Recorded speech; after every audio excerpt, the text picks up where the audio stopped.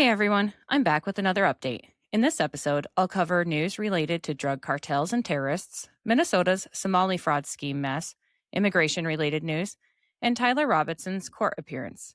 Of course, I'll end with the noteworthy tidbits. The United States will be going through the legal process of seizing the oil from the Venezuelan tanker that was recovered, and Treasury Secretary Scott Bessent sanctioned family members of Venezuelan dictator Nicolas Maduro.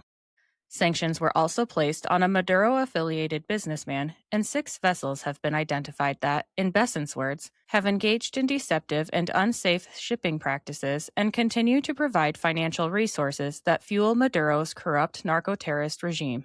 President Trump said that drug traffic by sea is down 92% and that land strikes will be starting soon. Joe Kent, the director of the National Counterterrorism Center, confirmed they've blocked entry to 6,000 terrorists and added 35,000 narco-terrorists to their terror watch list. Director Kent also revealed that 18,000 known and suspected terrorists were let into our country by the Biden administration, and Congressman Sri Tanidar filed to impeach War Secretary Pete Hegseth for murder and conspiracy to murder in response to the strikes against narco-terrorists. On to Minnesota's Somali fraud scheme mess. Mike Lindell is running for governor of Minnesota, with his top campaign issues being stopping fraud and deporting illegal aliens, and it was confirmed that the restaurant owner, who previously hosted events for Ilhan Omar, stole $12 million. It's been revealed that 81% of Somali households are on welfare, with 73% on Medicaid versus 18% of native-born Americans, and 54% of Somalis receive food stamps versus 7% of native-born Americans.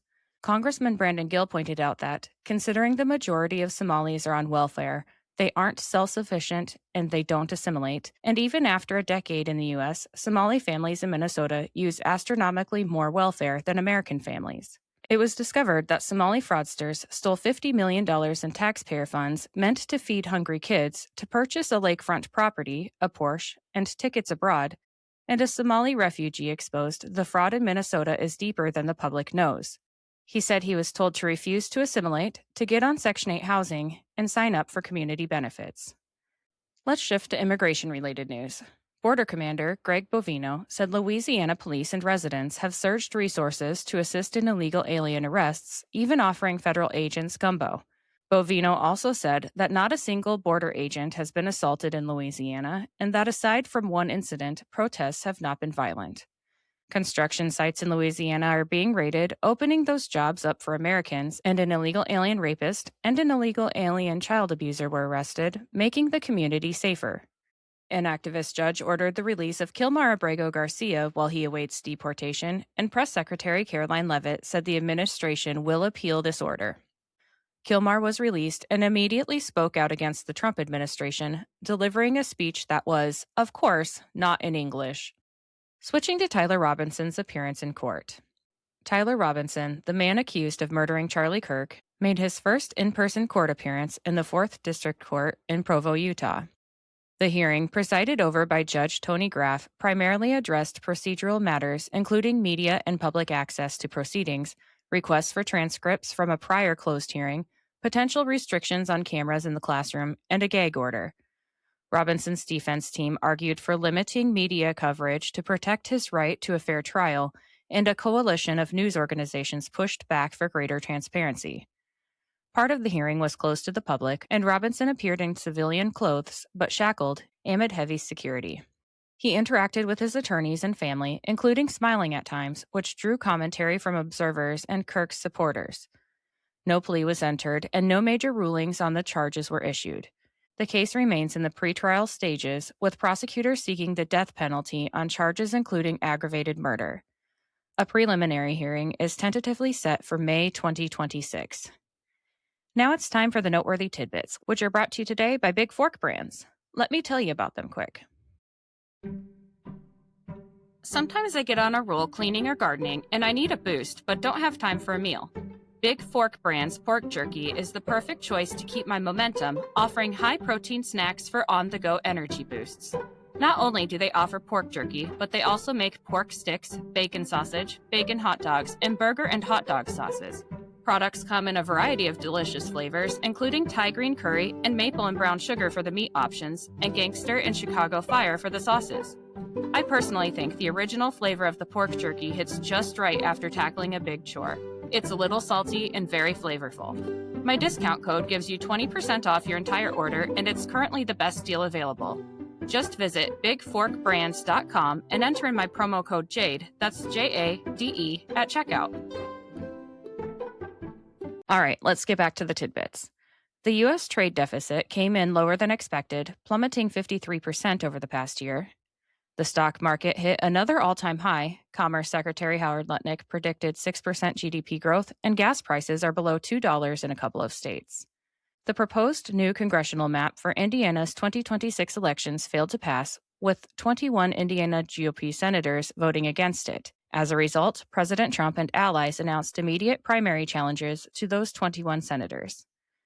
The U.S. Senate rejected the Republican-proposed Obamacare solution that gives money directly to the American people in HSA accounts, with Rand Paul being the only GOP no vote because he wants the ACA gutted even further. Senate Majority Leader John Thune told President Trump the blue slip tradition is here to stay, explaining, "This has been in place for a long time, both Republicans and Democrats support, and we've moved his nominees at a record rate. By the end of the year, we'll have a record number of his nominees approved." President Trump signed an executive order to block the states from regulating artificial intelligence, and he announced every new AI plant being built in America comes with its own energy-generating facility to ensure energy prices won't rise for Americans. Assistant Attorney General Harmeet Dillon revealed that close to 70% of Department of Justice attorneys quit her Civil Rights Division after President Trump was inaugurated. Representatives Tim Burchett and Ana Paulina Luna received a guarantee from Secretary of State Marco Rubio that $0 will be going to the Taliban, with the NGOs that were funneling money to the Taliban being cut off. Homeland Security Secretary Kristi Noem confirmed that climate change grants have been canceled within FEMA, with the money being redirected for actual disaster mitigation. The U.S. House rejected Congressman Al Green's attempt to impeach President Trump, with 23 Democrats blocking the measure and 47 voting present. This was Congressman Green's seventh attempt to impeach President Trump in his political career, which his career is soon to be over because his district in Texas was drawn out in the new 2026 congressional map. The U.S. House passed a bill to undo Trump's executive order that was designed to rein in the federal bureaucracy, but this was all a waste of time because Trump won't sign a law that undoes his own executive order. President Trump pardoned Tina Peters, a 2020 election fraud whistleblower being held in Colorado. However, Trump does not have the legal authority to do so because the president's pardon power is limited to federal offenses only, and Tina Peters was convicted in Colorado State Court.